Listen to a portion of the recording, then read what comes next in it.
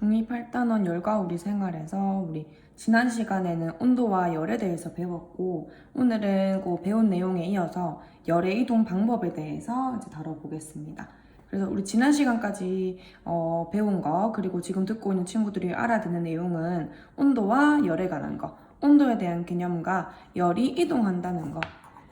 열이 이동한다. 어떻게 이동을 하냐면 고온의 물체에서 저온의 물체 쪽으로 열이 이동하는데 열의 에너지 형태로 이동이 되고, 이때 우리가 열이라고 부르는 것은 열 에너지, 당연하게 열 에너지지만 이것은 우리 분자들, 즉 어떤 물질을 이루는 입자들이 가지게 되면 운동 에너지 형태로 전환이 되기도 해서 둘이가 똑같이 전환돼서 사용할 수 있다는 거. 그래서 고온에서 저온으로 열이 이동하면서 둘이가 온도가 똑같아질 때까지, 즉 두 물체가 가지는 열 에너지가 똑같아질 때까지 열의 이동을 반복해서 결국은 열평형에 도달한다. 짧게 줄여서 얘기하면 이 정도였고요. 뭐 온도에서 섭씨 온도 이런 것도 다뤘습니다. 자, 그래서 오늘은 이 열이 이동하는 현상에 대해서 이제 우리가 조금 더 배워볼 건데, 자, 고온에서 저온으로 열이 이동을 한다. 근데 열이 이동하는 데는 세 가지 방법이 있어. 하나로 다 모든 물체에서 똑같이 전달되는 것이 아니라 우리가 세 가지 방법으로 나눠서 얘기를 해볼 거예요. 그래서 자, 열의 이동에서 우리 첫 번째로 나오는 거는 전도. 이건 어떻게 생각하면 되냐면 우리가 뭐 라면을 끓이거나 뜨거운 국을 이렇게 먹을 때 안에다가 쇠젓가락을 이렇게 끼워놓는다고 생각을 해보자. 엄청나게 뜨거운 거 막 끓고 있는 물인데 내가 쇠젓가락으로 여기에 담그게 되면 시간이 지나면 이 내가 손으로 잡는 부분도 같이 뜨거워지지. 왜 그럴까? 열은 밑에, 즉 이 젓가락의 밑에 담겨져 있는 부분에만 전달이 되는 건데, 근데 지금 열이랑 직접적으로 접촉하지 않고 있는 이 손잡이 부분에도 온도가 올라간다. 그쵸? 자, 이 현상을 가지고 우리가 전도라고 합니다. 전도는 고체에서 일어나는 열의 이동이라고 할 수가 있어요. 우리 젓가락 고체고, 자, 고체고, 우리 근데 젓가락에는 쇠젓가락도 있지만 나무젓가락도 있잖아. 근데 나무젓가락은 이제 다 경험해 봤겠지만 이렇게 뜨겁지 않아서 컵라면이나 이런 거 먹을 때 나무젓가락으로 먹으면은 뜨겁지 않게 먹을 수 있죠. 자, 그 말은 열을 이동하는 정도, 얼마나 빨리 하는지, 많이 하는지는 이 물체를 이루는 물질에 따라서 또 다르다.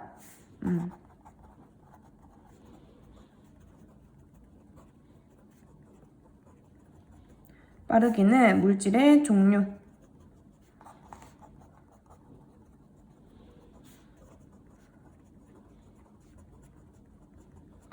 다르다. 금속이 비금속보다 훨씬 빠르다는 거. 금속에는 뭐 우리가 알고 있는 은, 금, 스테인리스, 구리, 철, 알루미늄 다 될 수 있겠고, 비금속에는 나무, 플라스틱, 고무 이런 것들이 있겠죠. 그래서 우리가 쓰는 젓가락이나 아니면 젓가락 끝부분에 플라스틱으로 되어 있는 경우도 있고, 아니면 나무 주걱으로 쓰는 경우도 있고, 그치? 그래서 우리 생활 속에 이런 원리들이 다 이미 숨어 있습니다.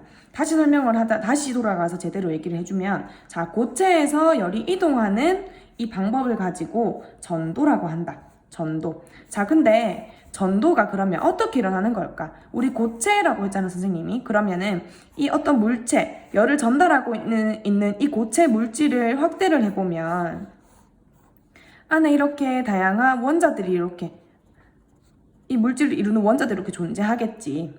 자, 근데 애들이 열을 받았다고 쳐봐요. 만약에 여기서 열이 제공이 됐어. 오른쪽에서. 그러면은 이 오른쪽에는 애들이 이 열 에너지를 받겠지. 지금 애들이 뜨거워지고 열 에너지가 많아지겠지. 여기서는 살짝 우리 지난 시간에 배운 열 에너지는 운동 에너지로 전환되는 거 한번 생각을 해줘야 돼.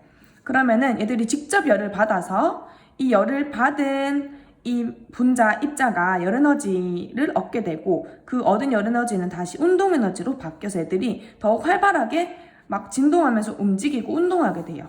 그럼 애들이 막 진동하다 보면 옆에 친구들 만나겠지. 그 만나면서 얘한테 열을 전달시켜주는 거. 그쵸? 자, 근데 만약에 이 물질을 이루는 이 입자들이 무겁고 잘 움직이지 않으면 열을 이렇게 빨리 전달 못 해주겠죠. 그치? 그래서 이 물질마다 열을 전도하는 빠르기가 다른 거야. 예를 들어서 금속을 보면은 우리 금속은 그 금속을 이룬 원자들이 여러 개가 합쳐져서 붙어서 결합해 있는 상태이기 때문에 원자 핵을 먼저 그릴게요. 우리 중2 8단원이니까 중2 1단원에서 이건 다 다뤘을 거래요. 자, 그러면은 원자 핵이 있고 원자 핵 주위에는 우리 전자가 다 있어야 된다. 그쵸? 개수를 맞춰서 그려야 되니까 8개 전자 그려주면, 자, 우리 금속에서는 이 전자들이, 자, 이 금속을 이루는 입자들이 굉장히 붙어 있고 결합을 아주 잘하고 있기 때문에 여기 있는 전자들이 여기에 속해 있더라도 모든 공간을 다 다닐 수 있어. 연결되어 있는 금속 전체를 이 전자들이 다 옮겨 다닐 수 있어요. 그래서 이 전자를 가지고 자유전자라고 해요. 그치? 자, 그러면 전자는 가볍고 안 그래도 자유롭게 움직일 수 있는 애인데 열을 받게 되면 더욱 자유롭게 움직일 수 있겠지. 그래서 금속 같은 경우는 이 자유전자를 가지기 때문에 열을 가해줬을 때 이 열을 전달해주는 속도가 가장 빠른 것이고, 비금속 같은 경우는 자유전자가 없어요. 그래서 그냥 애들이 진동하면서 바로 옆에 있는 데 전달해주고 이런 식으로 되기 때문에 나무나 뭐 플라스틱, 종이, 여기 있는 거, 공기, 물 아니면은 고무 같은 것들은 그렇게 금속만큼 빨리 전달하지 못한다. 됐죠? 자, 그래서 왼쪽에 14페이지에 지금 보면 우리 열 전도율, 열을 전도하는 빠르기, 아직은 빠르기라고 할게. 열 전도하는 빠르기를 보는 실험 장치가 이렇게 있는데 작게 있기 때문에 확대해서 같이 볼게요. 자, 지금 이 맨 위에는 여기 있는 요거는 구리 막대를 해준 거고, 그 다음에 여기가 잠깐만, 여기가 구리구나. 구리, 이게 철, 맨 마지막이 알루미늄. 됐죠? 자, 그러면 여기에 지금 성냥개비를 위다가 놔뒀어. 그러면 얘들이 만약에 성냥개비가 열을 받게 되면 애들이 열을 받으면서 점점점 애들이 힘을 잃겠지. 그래서 여기에 붙여놓은 다시 말해주면 여기는 성냥이 여기 촛농으로 여기가 붙어져 있어요. 그러면 만약에 열이 전달되면 우리 촛농은 바로 액체로 녹을 수가 있잖아. 그럼 촛농이 녹으면 붙어있던 이 성냥개비가 떨어지겠지. 그래서 성냥개비가 떨어지는 속도를 비교를 하는 거예요. 그래서 비교를 했더니 누가 제일 빨리 떨어졌냐면 우리 구리에서 가장 먼저 성냥개비가 떨어졌고, 그 다음 알루미늄, 그 다음 철, 이 순서대로 떨어졌다. 그래서 열이 누가 제일 전도가 빨리 됐다? 구리가 열을 전도하는 빠르기가 가장 크다. 그 이유는 이라고 물으면 구리, 철, 알루미늄, 즉 이것을 이루는 물질의 종류에 따라서 열이 전도되는 정도가 다르기 때문이다. 그렇게만 기억해주면 됩니다. 그래서 여기서는 이제 우리 실험이니까 실험에 관한 얘기 한번 해보면, 이제 얘들은 종류만 달라야 되고 이 금속들의 굵기나 길이 아니면 성냥개비의 크기, 사용하는 촌동의 양, 이런 것들은 다 동일하게 해줘야겠죠. 우리 요거는 뭐 변인 설정할 때 이건 나오는 내용이니까 그런 거는 기본적으로 좀 알아주길 바랍니다. 자, 그 다음에 이제 뒤 넘어갈게요. 자, 다 설명했던 건데 한번 밑줄 치면서 한번 보자. 전도, 한쪽 끝을 가라면 한쪽 다른 쪽 끝까지 뜨거워진다. 아니면 열이 이동한다. 이런 것들이 전도이다. 그래서 이것들은 맞닿고 있는 고체에서 열이 전달되는 거야. 그러니까 예를 들어서 내가 손난로, 우리 사용하는 손난로 있잖아, 작은 거. 그거 들고 이렇게 있으면 손이 따뜻해지죠. 그것도 전도하기 때문이에요. 그 손난로가 가지고는 열이 맞닿고 있는 나의 손으로 전달되니까. 나의 손 고체죠. 자, 그 다음에 여기 보면 이거를 가지고 우리가 열 전도라고 부릅니다. 열 전도는 원자나 분자들의 진동이 전달된다. 선생님 아까 얘기했죠. 열을 받으면 애들이 운동에너지로 전환되면서 그 운동으로 진동을 한다. 진동 통해서 옆에 있는 물질들한테, 옆에 있는 입자들한테 그 열을 전달해 준다는 거. 그래서 금속 같은 경우는 자유전자를 통해서 에너지가 전달된다. 그래서 이거 한번 밑줄 쳐놓고, 자, 이렇게 물질의 종류에 따라서 열이 전도되는 방식에 차이가 있다. 아까 방금 앞장에서 구리, 철, 알루미늄 비교하는 실험 아까 봤죠. 그래서 그 이유는 뭐였냐면 사실 같은 금속이라 하더라도 안에 존재하는 열을 전달해주는 자유롭게 움직이는 애들을 자유전자라고 했는데 그 자유전자들의 수는 금속마다 당연히 차이가 있겠지. 그렇죠. 그래서 열이 전도되는 빠르기가 다른 것이다. 당연히 자유전자 수가 많을수록 열이 전도되는 빠르기는 빠르겠지. 됐어요. 그래서 우리 주방기구 같은 거, 손잡이, 냄비 손잡이 같은 거에도 항상 플라스틱이나 이렇게 감싸져 있잖아요. 그쵸? 자, 여기 선생님 아까 그렸던 금속에서 자유전자 그림 아까 그렸던 거 요거 나와 있는 그림 한번 봐주고, 자, 밑에 보면 지금 열전도율이라는 말이 나오네. 열전도율은 열을 얼마나 빨리 전달시키냐라는 거예요. 그래서 열전도율이 클수록 전달시키는 빠르기가 빠르다라고 하면 되겠지. 지금 제일 빠른 게 은이네. 구리, 금, 요 순서대로 나와 있고, 벽돌. 자, 누가 제일 느릴까, 지금? 건조한 공기. 요거 살짝만 기억해 주자. 왜냐하면, 자, 건조한 공기는 열 전도율이 0.02로 거의 0에 가깝기 때문에 열을 거의 전달하지 않아요. 자, 그렇다는 얘기는 우리가 공기를 이용을 하면 열을 막을 수도 있겠다. 그치? 반대로. 내가 열을 빨리 전달시켜 줄 수도 있겠지만, 전달시켜 주고 싶은 상품을 만들 수도 있지만, 내가 열을 차단하고 싶을 때도 있잖아요. 어떨 때? 보온병 같은 거 만들 때. 아니면 이렇게 아이스박스 같은 거 만들 때. 그치? 그래서 요거는 우리 바로 오늘 수업 시간 뒷부분에 할 건데, 단열이라고 해서 열을 차단하는 방법에 쓰이는 방법이니까 공기를 사용하는 거. 요거 한번 기억해주고, 여기 적어놓자, 단열. 그래서 열이 따뜻하게 전달되는 거 말고도 내가 가지고 있는 우리 금속이 열을 더 빨리 전달시킨다, 더 빨리 뜨거워진다라는 것도 있지만 반대로 만약에 금속이 더 뜨겁고 바깥이 더 차가웠다고 쳐보자. 그럼 얘들이 열을 잃겠죠. 어떻게 이동하는 거? 열이 이동하겠죠. 뜨거운 물체에서 차가운 물체로 열이 이동할 때. 자, 그러면 이 과정에서 뜨거운 금속에서 차가운 바깥 공기로 열이 이동할 때 얘들이 열을 빨리 이동하는 애들이었잖아. 그래서 빨리 뜨거워졌기 때문에 얘들이 가지고 있는 열도 빨리 잃어버려요. 그래서 금속들이 빨리 열이 식고 다른 애들보다 추운 겨울 차가운 공기에 놓였을 때 더 빨리 차가워지는 특징이 있어. 그래서 금속 손잡이 같은 것들 보면 엄청 차갑지. 나무 의자는 별로 안 차가운데 겨울에. 그래서 그거 빨리 식는 것도 있다. 이것도 밑줄 한번 치고요. 그래서 이런 전도와 관련된 현상 같은 거 아주 중요하니까 별표 쳐서 다 한 번씩 읽어봅니다. 선생님 방금 다 설명했던 건데 그래도 그래서 우리 냄비 손잡이 같은 거 너무 뜨거워서 잡을 때 어떤 거 잡아요? 헝 거 잡지.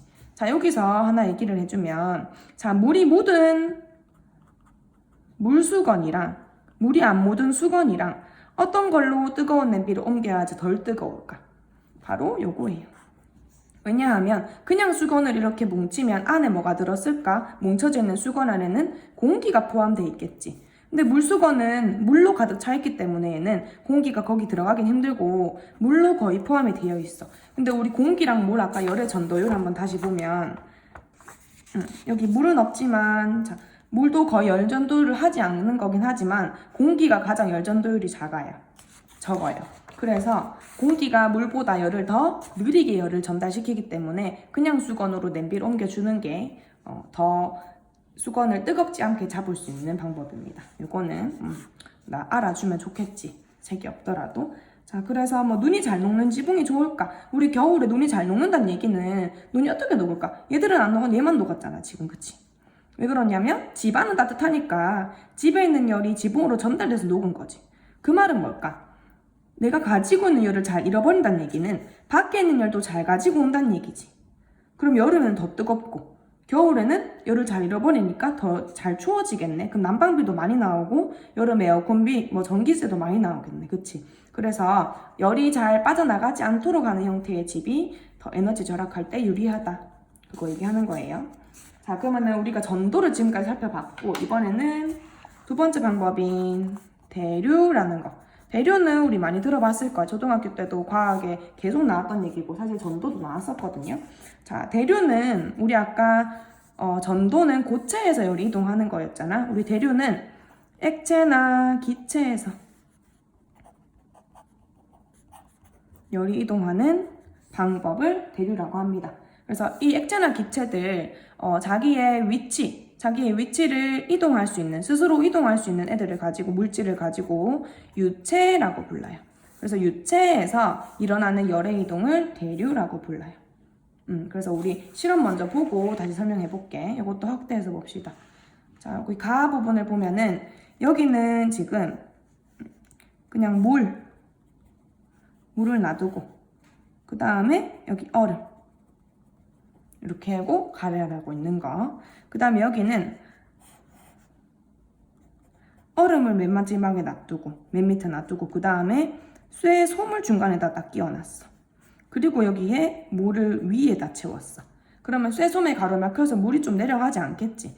그리고 가열을 하고 물이 끓을 때까지 걸리는 시간을 측정을 해보니까 누가 더 빨리 됐을까? 얘가 더 빨리 녹고, 자, 물이 더 빨리 끓고 얼음이 더 빨리 녹더라.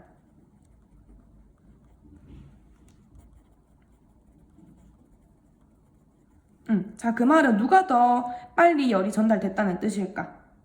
얘가 더 빨리 전달이 됐다는 뜻이죠. 왜냐하면 여기서 이 쇠솜이 가로막고 있으니까 열이 서로가 전달이 안 돼서 힘든 거야. 오래 걸리는 거야. 근데 여기서는 얼음이 계속해서 이 뜨거운 물에서 열을 받을 수 있으니까 여기서 얼음이 더 빨리 녹는 거예요. 자, 여기도 다시 보면, 잠깐만, 다시 축소하고, 여기 네 번째 문단이구나. 여기 전체 해서 별표 한번 해줍시다. 가에서는 대류에 가열하는 곳 위쪽의 물이 전체적으로 뜨거워지고 빨리 녹는다. 하지만 나에서는 아래쪽으로 열이 전달되지 않기 때문에. 자, 요거는 대류를 좀 이따가 하고 나서 다시 볼 건데,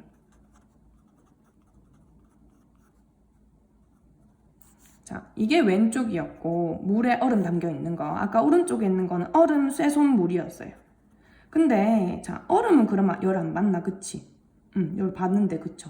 자, 왜 그러냐면 미리 말하자면, 이유를 말하자면 열은 뜨거워지면, 즉 액체나 기체 상태에서, 여기다 물이니까 물이라고만 얘기를 할게. 물은 열을 받으면 위로 올라가는 성질이 있어. 물을 열을 받으면 밀도가 낮아져서 다른 애들보다 가벼워져서 그 뜨거워진 물은 위로 올라가는 성질이 있어요. 그럼 얘는 뜨거워진 데가 올라가고 하니까 얼음이랑 계속 맞닿아서 얼음은 열을 잃어버리고 물로 녹겠지.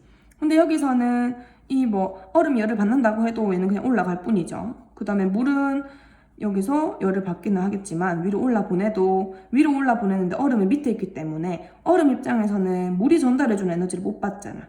그치? 그래서 여기서 얼음이 더 빨리 열을 전달받게 돼서 빨리 녹는다는 얘기예요.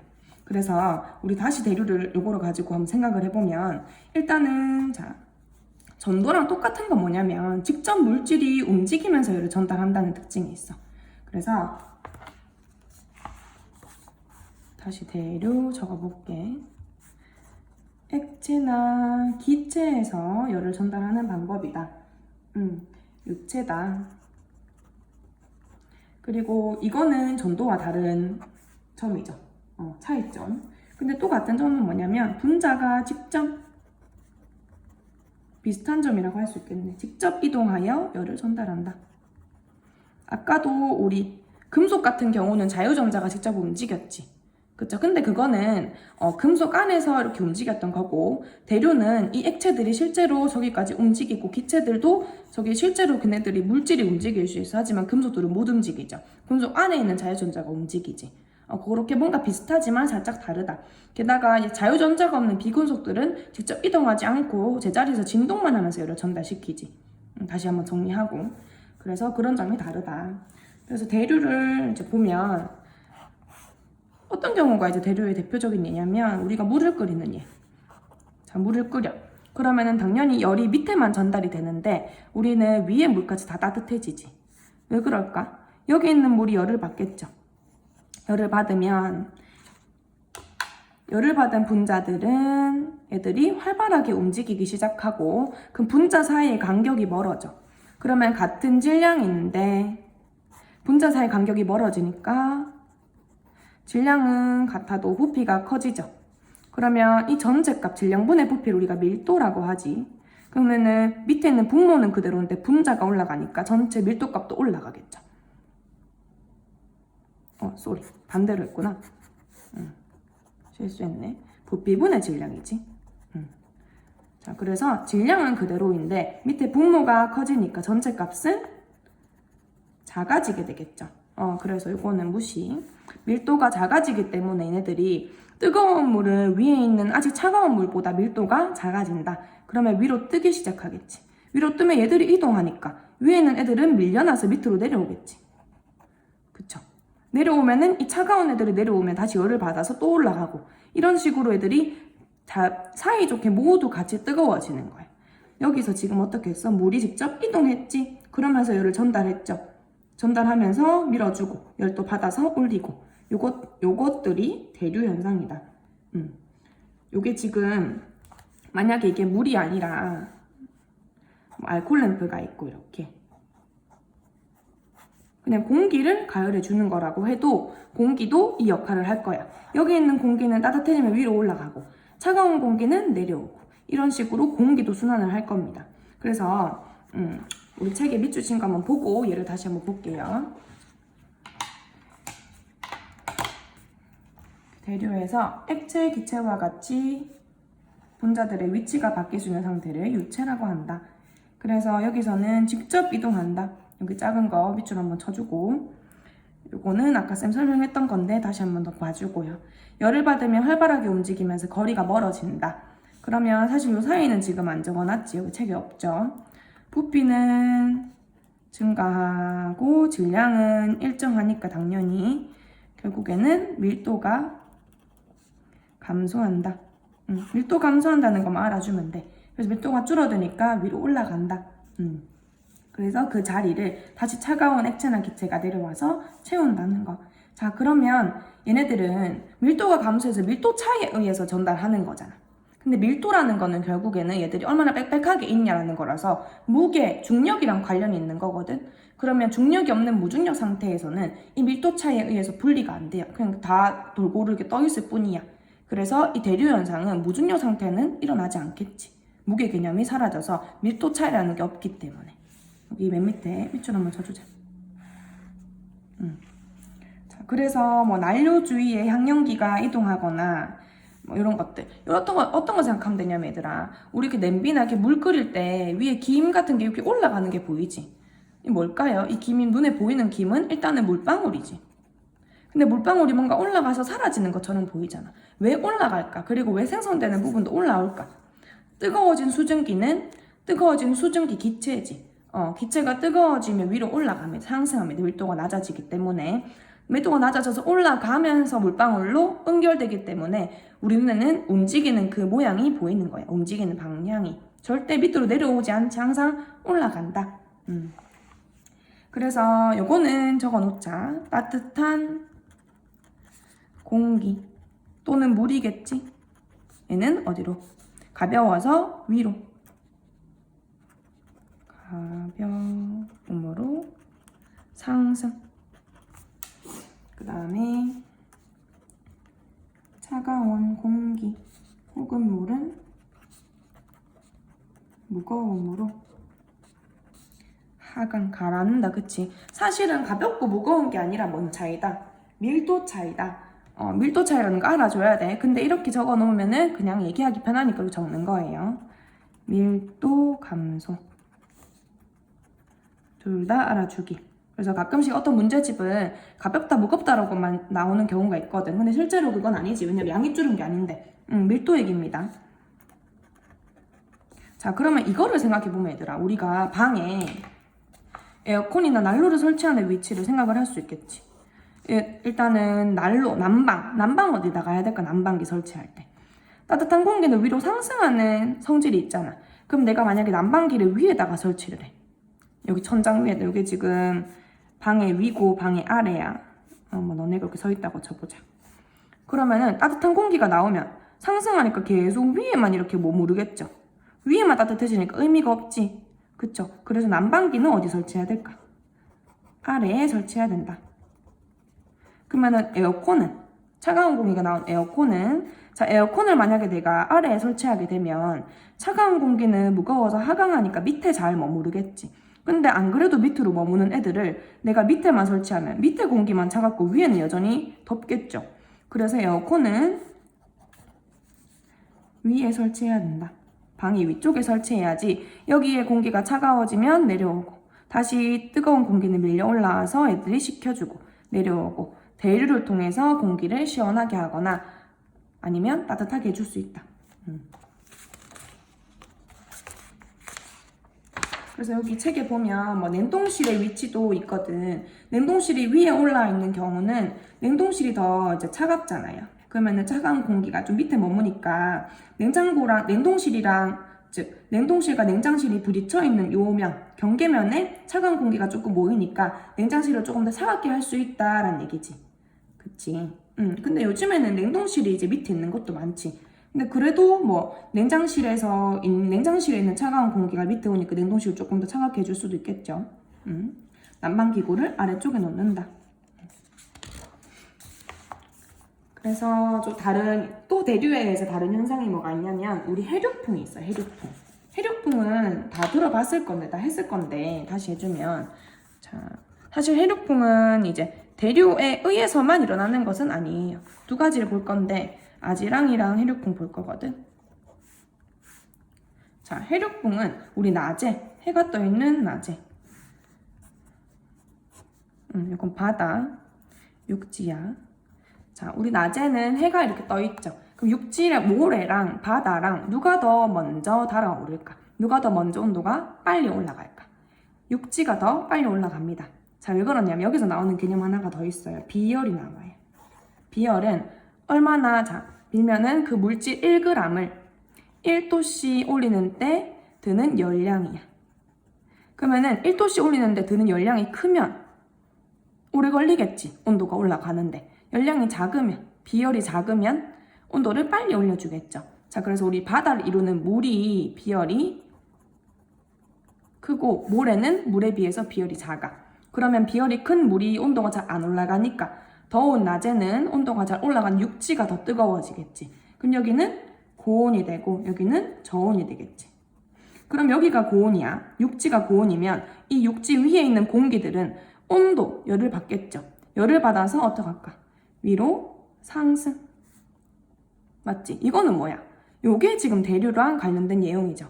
상승하고 그러면 올라간 공기를 채우기 위해서, 여기 빈 공간 채우기 위해서 이 바다 위에 있는 공기가 요렇게 오겠지.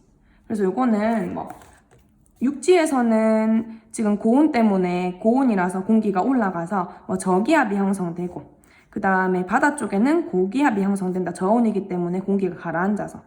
그래서 고에서 저로 바람이 분다. 바람이 부는 원리까지 연결되는 내용이야. 그래서 비열, 그 다음에 뭐 대류, 바람 내용까지 다루는 거였어요. 그래서 해류풍에도 대류의 개념이 들어있다. 고온은 올라가고 저온은 가라앉는 거. 아지랑이는 뭐냐면 이제 보통 더운 날에 보면 뭔가 더운 날에 아스팔트나 아니면 물 위에 보면은 공기가 아른아른하게 보이는 게 있어요. 여기 그림 있지? 본 적 있을 거야. 공기가 뭔가 불규칙하게 아른아른하는 게 보일 거예요. 자, 요거는 대류와 골절이 합쳐진 거야. 일단 대류는 뭘까? 아스팔트가 뜨거워지면은 아스팔트에 있는 공기가 열을 받아서 상승하겠지, 위로. 그치? 그러면 뜨거운 공기가 올라간다, 그치? 자, 그러면 우리 굴절, 우리 빛의 굴절에서 이 공기의, 즉 매질의 온도에 따라서 굴절하는 속도가 다르거든. 그래서 여기는 뜨겁고 주변은 차가우니까 애들이 굴절을 해요. 온도 차이에 의해서. 근데 그게 애들이 올라가면서, 즉 왜? 따뜻한 공기는 대류에 의해서 위로 올라가니까. 그것 때문에 굴절하는 게 보이겠지. 그래서 아지랑이도 대류라는 내용이 들어가 있다. 하지만 굴절도 포함되는 내용이다. 자, 뭐 그래서 이제 밑에 선풍기 앞에서 아이스크림 먹으면 왜 빨리 녹는가? 이런 얘기도 있죠. 자, 우리 몸이 이렇게 있으면 우리 몸의 체온 때문에 이 공기 주변, 우리 몸의 주변 공기는 조금 따뜻해요. 따뜻해요. 아이스크림도 마찬가지야. 아이스크림 주변은 어떨까? 차갑겠지. 차가우니까 얘가 조금 주변에 차갑게 되어 있으니까 아이스크림이 좀 덜 녹게 도와주겠지. 어떻게 보면. 내가 선풍기를 틀어서 바람을 불어. 그러면 이 주변에 있는 차가운 공기 말고 주변에 있는 뜨거운 공기가 계속 이 아이스크림 주위에 이렇게 맴돌게 되겠죠. 즉 아이스크림이 좀 차갑게 해놓은 아이스크림 주위의 공기를 선풍기 바람이 계속 밀어내는 거야. 그럼 계속 그 미지근한 공기가 계속 아이스크림에 공급이 되는 거니까 어떨까? 아이스크림 빨리 녹겠죠. 그 얘기입니다. 그 다음 세 번째 열 전달 방법은 복사라고 하는 겁니다. 복사. 그래서 전도, 대류, 복사 세 가지는 꼭 외워놓기를. 근데 복사가 전도, 대류 말고 가장 특이한 애인데 왜냐하면 얘는 물질이 관여하지 않아. 물질이 직접 전달하는 게 아니라 열이 그냥 빛의 형태로 빛처럼 쭉 가요. 그래서 열을 직접 전달한다.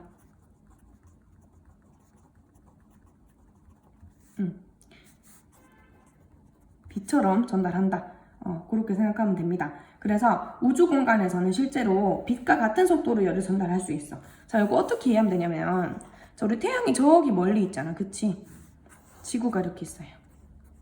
자, 그럼 우리 지구가 항상 따뜻하게 유지가 되고 여름에는 덥고 겨울에는 춥고 낮에는 덥고 밤에는 춥고 한 이유가 뭐지? 태양빛을 받기 때문이지. 그럼 우리는 태양열을 받고 있다. 그쵸?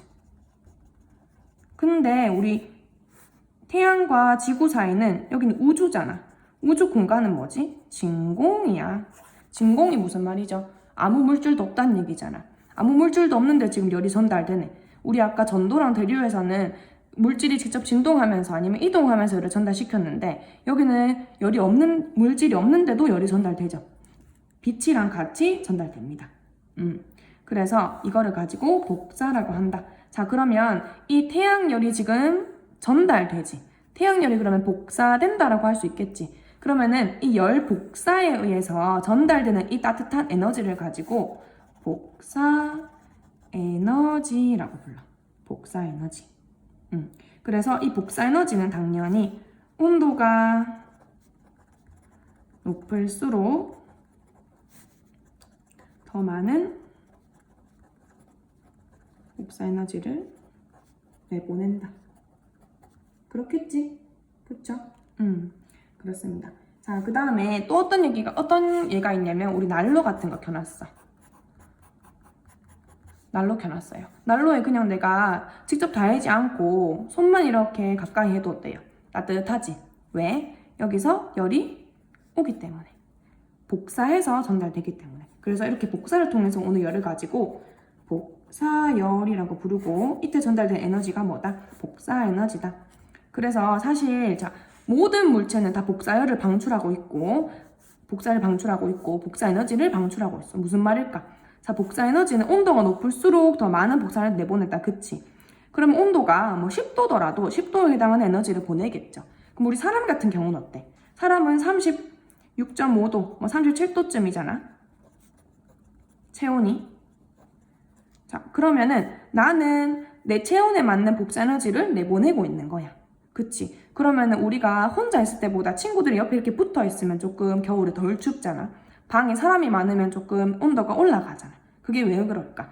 사람이 우리 체온에 따라서 복사 에너지를 계속 내놓기 때문에 그 열이 전달돼서 그런 것이다. 그래서 모든 물체는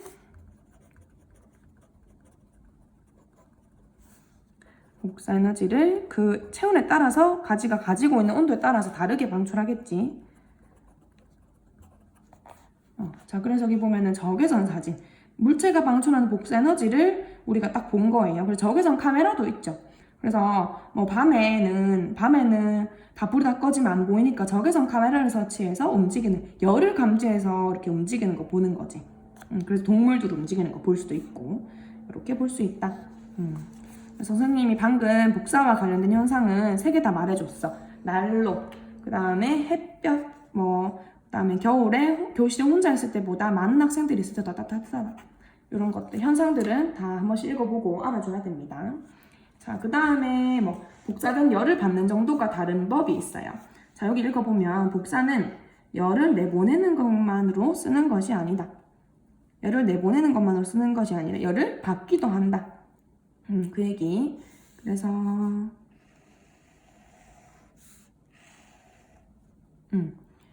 그다음에 여기 한번 밑줄 한번 쳐두고 그 다음에 밑에 물체의 색에 따라서 열을 받는 정도가 달라진다. 그치? 열을 받는 정도가 달라진다. 열을 내보내기도 하지만 열을 받기도 합니다. 우리 태양은 열을 내보내지만 지구는 그 열을 받기도 하잖아. 그치? 자, 이때 색에 따라서 달라지는데 검은색이 흰색보다 더 열을 빨리 받아서 온도가 빨리 올라가요. 그래서 여름에는 검은 티보다는 흰 티를 입는 게 낫고 차도 검은 차가 더 덥고 이런 말이 있어. 왜냐면 열을 더 빨리 받으니까. 실제로 우리 여기 과학의 원리에 의해서 그런 겁니다. 자, 그 다음에 여기 뭐 표면에 의해서도 표면의 매끄러운 정도에 따라서도 열을 받는 정도가 다르다라고 나오네요. 지금 보면은 매끄러울수록 잘 반사한다는 얘기가 흡수를 잘 안 한다는 얘기지. 그러니까 온도가 잘 안 올라가는데 표면이 울퉁불퉁하면은 에너지를 잘 받아들여서 즉 흡수를 잘해서 복사 에너지 흡수를 잘해서 온도가 빨리 올라간다. 이런 거 있네요. 그 다음에 온도에 따라서 복사의 세기가 달라진다. 이건 선생님 방금 얘기한 거야. 온도가 높을수록 복사 에너지를 많이 방출한다. 여기 있지. 요거 내용입니다. 그래서 이런 거를 이용을 해서 자, 별로부터 오는 복사 에너지를 측정을 하면 그 별의 온도를 알아낼 수 있어. 왜? 이 복사 에너지는 온도 따라 다르니까. 그치? 그래서 여기 보면은 자, 전도, 대류, 복사가 모두 합쳐져 있는 그림이 있네요. 그쵸? 자, 요거는 전도를 통해서 여기 지금 뭐 금속을 녹일 때 금속에서 지금 녹아서 열이 이렇게 전달되는 거 볼 수 있고, 여기 대류는 자, 여기 내가 손을 이렇게 들이대고 있으면, 손을 가까이 하고 있으면 복사에 의해서도 열이 전달되겠지만 뭐 위에서 내가 있게 되면은 물론 위에도 내가 복사열을 받겠지. 그치? 근데 내가 손을 불 위에 두고 있으면 대류에 의해서 열을 받기도 한다. 그래서 위에 있을 때가 더 더워. 여기 복사를 추가를 해주자. 옆에 있으면 복사로만 열이 전달되지만 내가 위에 있으면, 불 위에 있으면 뜨거워진 공기에 의해서 대류에 의한 열도 받게 된다. 그래서 더 뜨거운 거예요. 자, 그래서 뭐 이런 것도 한번 읽어보고, 사막지방에 사는데도 검은 옷을 입는데, 왜냐하면 검은 옷 입으면 안에 온도가 올라가지. 그럼 옷 안에 온도가 올라가면 공기는 상승하잖아. 그럼 공기 나오겠지. 나와서 이 빈 공간을 채우려고 밖에 있는 공기가 들어가고, 그럼 안에 바람이 이렇게 숭숭숭 잘 통하겠죠. 통풍이 잘 되면 내가 몸에서 난 땀도 증발이 잘하고, 땀이 증발 잘하면 체온도 더 낮아지겠지. 이거 기억날까 모르겠다. 우리 피부가 있으면 피부에 땀이 나요. 그러면 땀은 물이지. 그치? 물은 뭐해? 증발. 뭘로? 수증기로. 근데 자, 물이 수증기로 증발할 때, 즉 액체에서 기체로 증발할 때 뭐가 필요할까? 열이 필요하다. 근데 그 열을 어디에서 가져온다? 피부가 가지고 있는 열에서 가져온다. 그래서 증발하게 되면, 즉 땀이 날아가고 증발하게 되면 내 피부에 있는 열이 빼앗기기 때문에 체온이 낮아집니다. 사실은 이게 이제 우리 몸이 땀을 흘려서 체온을 조절하는 원리이기도 하지. 자, 이제 선생님이 아까 얘기했던 우리가 잠깐 여기 앞에 넘어가 볼게. 15쪽에 보면 여기 건조한 공기는 열 전도율이 가장 낮다. 그래서 약간 지금 기억하라고 했죠. 왜? 공기가 건조하면 열을 전달 잘 안 하기 때문에 열의 전달을 막는 데 오히려 쓰일 수도 있다라고 했어. 그게 단열이라고 했고, 단열이 이제 나옵니다. 지금 보면은 열을 차단해야 되는 곳이 어디 있을까요? 지붕, 벽, 즉 집 만들 때 있잖아. 그치? 집 만들 때도 필요하고, 건물 지을 때, 그 다음에 보온병, 뭐 아이스박스 이런 것들 다 쓰이겠지. 그쵸? 그래서 요거는 한번 볼게. 자, 스테레오폼 상자를 보면 뭐 외부 열을 차단해서 내부의 온도를 유지시켜준다. 그치? 그래서 애들은 안에서 만들어진 열을 밖으로 못 내보게 하는 것도 있고, 즉 안에 따뜻한 열을 밖으로 전달되지 않게 하는 것도 있고요. 만약에 내가 보온병이나 뭐 아이스박스에 차가운 거를 보관했어. 그러면 밖에 있는 열을 안으로 못 들어오게 하는 효과도 있겠지. 그래서 그냥 밖에서 나가든 안에서 들어오든 똑같은 말. 밖에서 들어오든 안에서 나가든 모든 것을 아래 열의 이동을 차단해 주는 걸 가지고 단열이라고 하다. 그래서 밑에 피자가 봐. 이것도 보면 좀 도톰하게 있어요. 열의 출입을 차단해 주는 거. 그래서 우리 이제 건물 지을 때는 단열재를 사용을 해야 돼. 단열재. 단열이 뭐냐면 단열재는 단열을 해주는 뭐 안에 필요한 요거 재료라고 생각해 주면 되는데 되게 두껍게 이렇게 쓰이거든. 한 정말 높은 정말 좀 두꺼운 자기 몸통 두께만큼은 단열재가 쓰여요. 근데 얘네들은 보통 스티로폼 소재를 많이 사용합니다. 자, 왜 그러냐면 방금 선생님이 얘기했던 거 아까 공기가 어떻다 했어? 공기는 열을 전도를 거의 안 한다. 맞다, 그치? 그럼 스티로폼은 얘들아 구멍이 많잖아. 그럼 구멍 사이에다 뭐가 들어있을까? 공기가 차 있겠지? 그럼 공기가 중간중간에 딱 막고 있기 때문에 열을 차단을 해주는 거예요. 그래서 여기 이렇게 쳐주자. 단열은 3가지 방식. 요거는 당연하지. 아까 우리 열 전달하는 거. 전도, 대류. 복사 각각 다 막아주면은 그게 단열의 방법이겠지. 그쵸? 그래서 뭐 오리톨로 만든 옷이나 이불, 이중창 같은 거. 자, 이중창은 창 이렇게 유리가 2개가 있으면 여기 사이에는 뭐 공기나 아니면 진공으로 이렇게 만들어. 그러면 열이 전달 안 되겠지. 그래서 차단해주는 게 이중창. 오리털로 만들게 되면 털 같은 경우는 얘들아 오리털이든 막 거위털이든 이런 걸로 패딩 되게 많이 나오고 이불도 이렇게 있잖아. 걔네들은 되게 얇고 애들이 가볍기 때문에 얘들이 뭉쳐있지 않고 이렇게 살짝 풀어져 있어. 그러면서 그 사이 공기들을 가둬요. 그래서 단열이 돼서 내 체온이 유지가 돼서 입었을 때 따뜻하고 아니면 밖에서 들어오는 열도 막아주고 이런 원리입니다. 대류가 일어나지 않게 해준다. 요거는 뭐 냄비 뚜껑 닫으면 어떻게 될까? 대류가 안 일어나니까 열이 밖으로 안 빠져나가서 온도가 유지가 되겠지. 그래서 압력밥솥 같은 거, 압력밥솥으로 밥하게 되면은 안에서 얘들 누르니까 안에는 열이 더 못 빠져나오니까 더 온도가 높이 올라가죠. 빨리 음식도 빨리 되고. 그다음 복사를 막는다. 요거는 이제 뒤에 나가면 보온병 내용이 있거든. 보온병을 한번 봅시다. 자, 보온병은 대류, 전도, 복사를 모두 적게 하기 위해서 만든 것이다. 확대해서 볼게요. 마개가 있고 유리병이 있고 자 여기 중간에 진공 상태 보이지?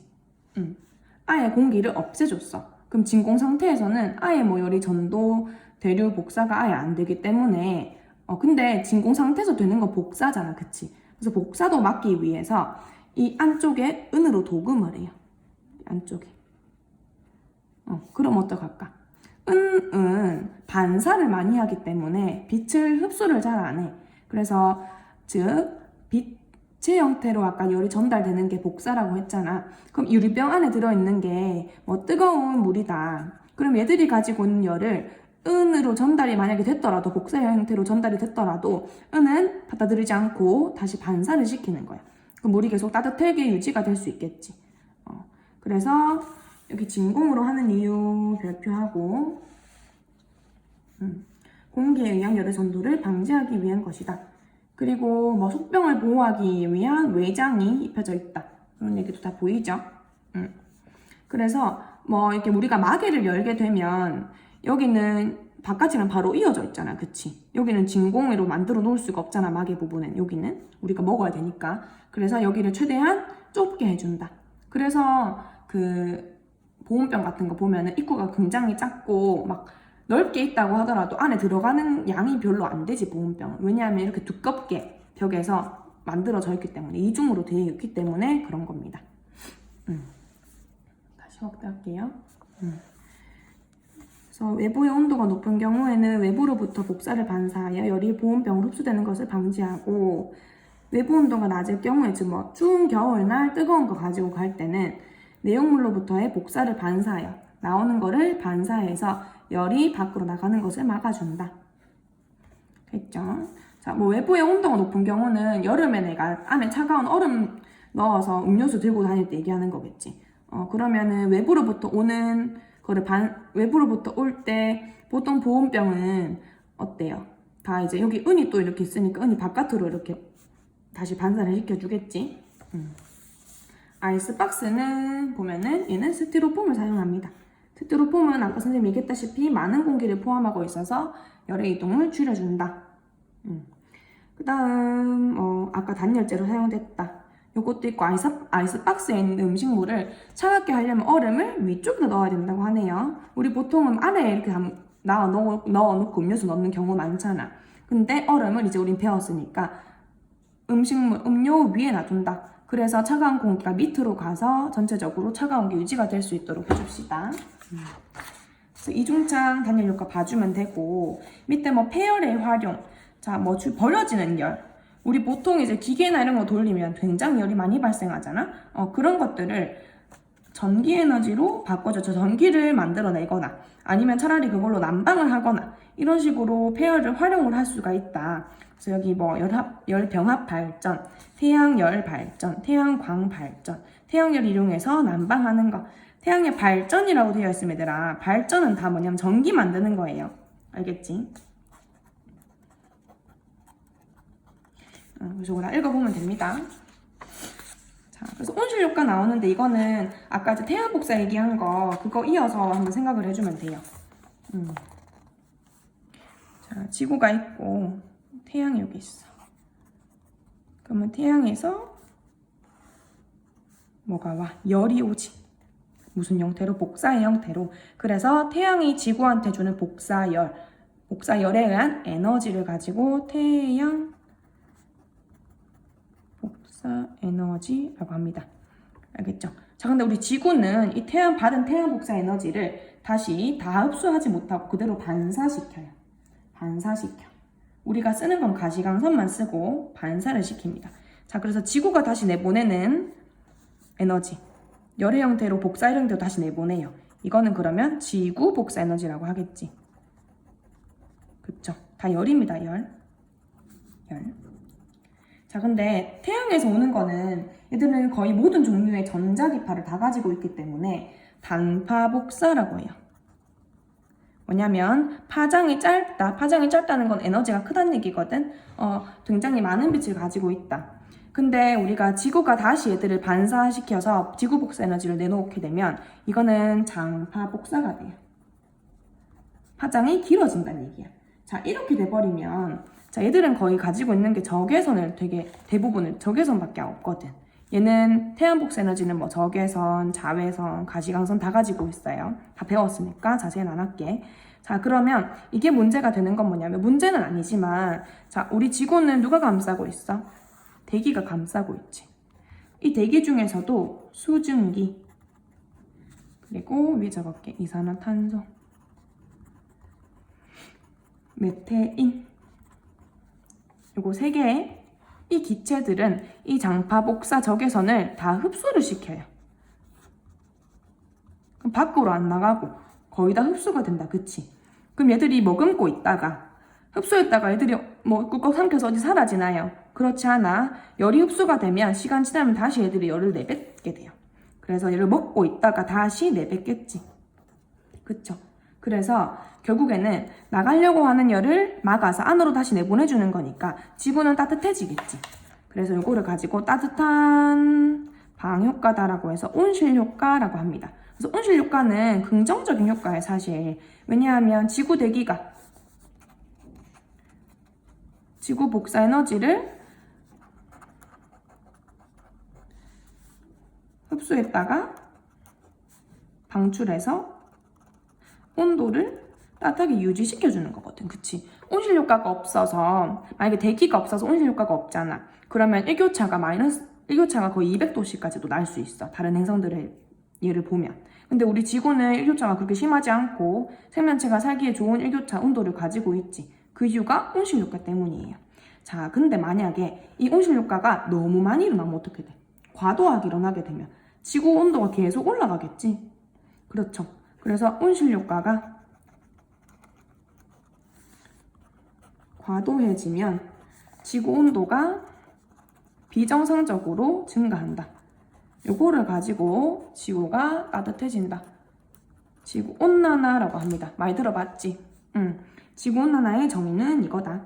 그래서 이상기후 현상들도 많이 일어나고 뭐 사막화라든지 이런 게 많이 일어나요. 그래서 자, 온실효과가 과도해지는 이유는 그럼 뭘까? 얘들 때문이겠지. 수증기는 뭐 그냥 항상 물은 순환하기 때문에 해로운 물질이 아니고 우리가 만들지 않아 따로. 근데 메테인이나 이산화탄소는 얘는 석탄이나 석유 같은 사용에 의해서 나타나고 얘들은 가축들에서 나오는 뭐 가스이기 때문에 이런 것들이 늘어나면 늘어날수록 온실효과는 점점점 과도화되겠죠. 그래서 지구온난화를 줄이는 방법에서 뭐 이산탄소가 안 나오게 뭐 자동차의 뭐 이용이나 이런 걸 줄인다. 이런 방법도 있잖아. 그래서 지구온난화에 따른 피해만 보고 마무리하겠습니다. 여기 보면은 해수면 상승 왜 그럴까? 빙하가 녹으니까. 빙하가 녹아서 그게 바다로 들어가니까 해수면이 올라간다. 그래서 해수면 모든 빙하가 다 녹게 되면 우리나라에는 제주도 잠기고 인천도 잠기고 일본도 잠긴대요. 그 다음에 육지의 침식, 농경지가 침식되고 있다. 농경지 침식되면 어떡할까 얘들아? 그런 평평한 부분들 생각해보면 평평한 부분들이 다 침식되겠지. 산은 다 살아남고. 그러면은 그 평평한 부분에서 우리가 농사를 지을 수 있는데 그럼 식량이 부족해지겠네. 그쵸? 그래서 식량 생산량이 감소할 수 있다. 기후변화. 기후변화가 발생하게 되면 만약 그 어떤 해당하는 지역에 잘 자라는 그 기후에서 잘 자란 농작물들이 못 자라게 되겠고 농작물 피해가 일어나면서 또 식량도 부족할 수 있겠고 아니면 더워져서 전염병도 발생할 수 있겠지.